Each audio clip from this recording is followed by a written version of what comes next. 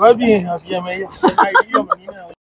အားလုံးပဲမင်္ဂလာပါတရားဝင်ဘစ်ကနေကြိုဆိုပါရစေ11 Road Crossroad မှာရှိတဲ့ Passion Wave မှာကျွန်တော်တို့ pedal boat လာစီးရဖြစ်ပါတယ်ဒီပုံလေးကိုစီးမယ်ဆိုရင် live မှာနေကြိုတင်ပြီးတော့လက်မှတ်ဝယ်ရပါတယ်ရောက်ပြီဆိုတာနဲ့အရင်ဆုံးကျွန်တော် register လုပ်ရပါတယ်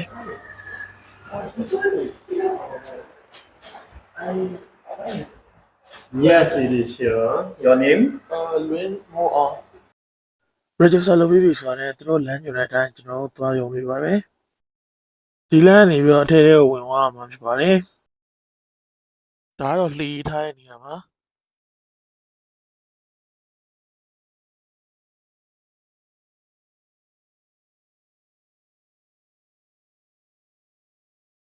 ပထမဆုံးအနေနဲ့ကျွန်တော် live ticket တွေရွေးရပါတယ် site တိကျနေ site အကြီးကြီးအဆုံးရှိပါတယ် live ticket တွေဝယ်ပြီးပြီဆိုရင်တော့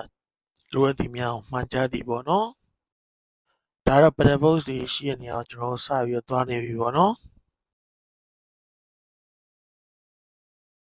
ဒီပေါ်စတက်ပါပြီ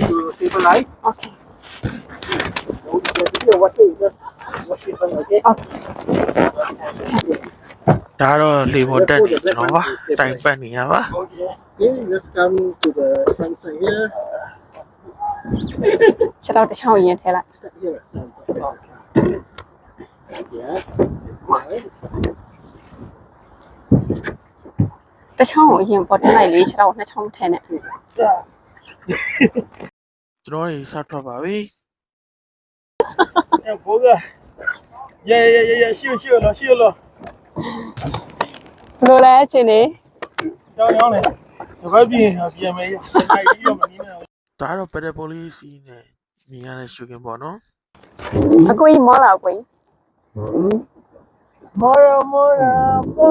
ဒါပေမဲ့မော်ရ မောရဲဆိုပေမဲ့လည်းအခုလိုမြင်ကွန်းလေးကြောင့်မောပြပါတယ်ရောက်လာပါတယ်ပကြီးကလေးတစ်ချက်ပါပဲ တနာကြီးပြည့်သွားပါပြီတနာကြီးပြည့်သွားလို့အခုပြန်ပါပြီကန်းကိုပြန်ကပ်ပါတော့မယ်နင်းထားမယ်ဆရာကြီးနင်းထားဒီမှာဦးလေးတယောက်ရှိတယ်အဲဦးလေးကြီးကဒီဘုတ်ပေါ်တက်တဲ့တပ်ပုံတနည်းတွေပြီးတော့နင်းပုံနင်းနီးတွေပြီးရင်ဖွင့်ရင်ဘယ်လိုဖွင့်ရတယ်ဘယ်နေအောင်သွားရဘူးဘယ်နေအောင်သွားလို့ရတယ်ဘယ်နှမိနစ်နေပြန်လာရမယ်ဆိုတာကိုဒီဦးလေးကြီးကအကုန်သင်ပေးတယ်ပေါ့နော်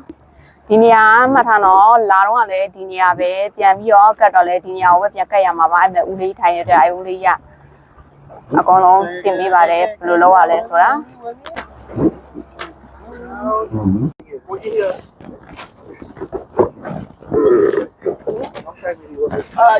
I trust you already. Yes. Okay thank you pedal boat စီးလို့ပြီးတော့ကျွန်တော်ရေကုန်းပေါ်ပြန်တက်ပါပြီ pedal boat စီးပြီးတော့ပေါ်ပြန်ရောက်ပြီဆိုရင်ကျွန်တော်ဝတ်ခဲ့တဲ့ live ticket တွေကိုအခုလိုမျိုးရေလေးနည်းနည်းလေးစုပ်ပေးရပါတယ်ရေလေးစင်ပြီးရင်ကျွန်တော်ပြန်ပေးလို့ရပါပြီ ကဲအခုတော့ကျမတို့ Passion Way မှာဘုတ်လာစီးတာပေါ့နော်အဲ့ဒီပုတ်စီးတာဘုတ်ကို online ကနေပြီးတော့နော်ဟိုဘယ်လိုပြောမလဲ booking တင်ရတယ်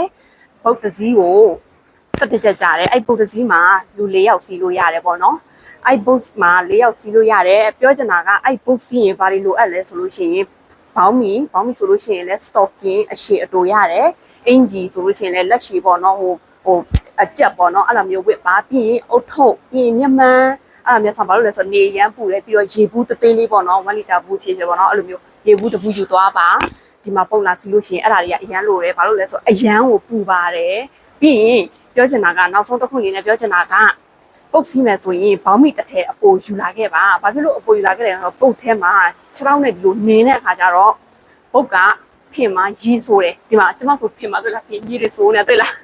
အဲ့တော့ဘောင်းမီတစ်ထည်အပိုယူလာခဲ့ပါပေါ့ဖြစ်မဲ့ဝေစားမျိုးကိုဝစ်စင်မှာဖနက်ကိုလည်းပေါ့နဲ့သေးမဲ့ဖနက်ဆိုင်မျိုးကိုစီးပါအုတ်ထုပ်ဆောင်မှာဆိုတော့အခုကျမတို့စီးတဲ့ပုတ်ကတော့ဒီပုတ်လေးဖြစ်ပါတယ်ဒီပုတ်လေးကလူ4ယောက်စီးလို့ရတယ်2ယောက်ကဒီမှာထိုင်ပြီးတော့2ယောက်ကဒီရှေ့မှာထိုင်လို့ရတယ်ပေါ့နော်လူ4ယောက်စီးလို့ရပါတယ်လူ4ယောက်စီးဒီလိုပုတ်တစ်ခုကိုမှ17ချက်ပဲပေးရတယ်ပေါ့နော်ဒီမှာကြည့်ပါဘာနဲ့မှမတူဘူးအရန်ကိုကောင်းပါတယ်ဒါပေမဲ့ ဘူးတော့နည်းနည်းညောင်းတယ်နင်းရလို့နင်းရလို့သူအရင်ညောင်းပါတယ်ဒါပေမဲ့စီးရတဲ့ feeling ကတော့အရန်ကိုကောင်းတယ်17ချက်နဲ့တန်အောင်1 hour စီးလို့ရပါတယ်လို့ပြောချင်ပါတယ်ကဲနောက်ကြရင်လာစီးချင်တဲ့လူရှိရင်လာစီးလို့ရပါပြီ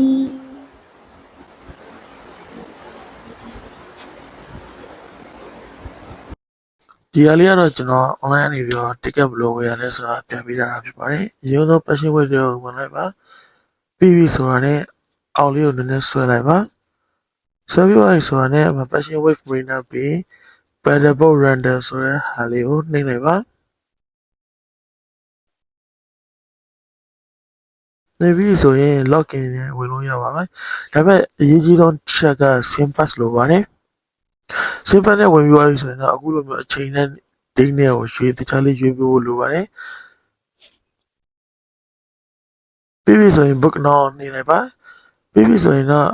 အောက်လေးကိုဆွဲလိုက်ပါဆွဲပြီးအဲ့ participate ဆိုတဲ့နေရာလေးမှာလူချင်းမင်းတို့ရဲ့အချက်အလက်တွေကိုဖြည့်ပေးရမှာဖြစ်ပါတယ်။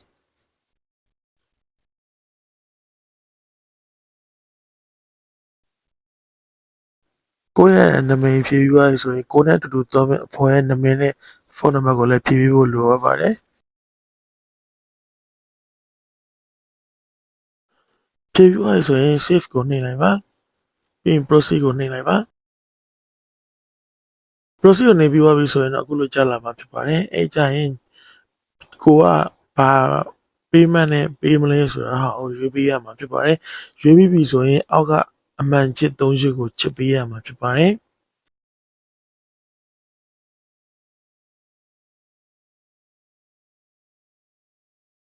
အားလုံးပြီဆိုရင်တော့ check out ဆိုနေရမှာဖြစ်ပါတယ်။ဒီနေရာမှာတော့ကိုယ့်ရဲ့ bank account နံပါတ်တွေအကုန်လုံးဖြည့်ရမှာဖြစ်ပါတယ်။ဖြည့်ပြီးပြီဆိုရင်တော့ submit ကိုနှိပ်လိုက်တာနဲ့အကုန်လုံးပြီးပါပြီ။အားလုံးကျေးဇူးတင်ပါတယ်။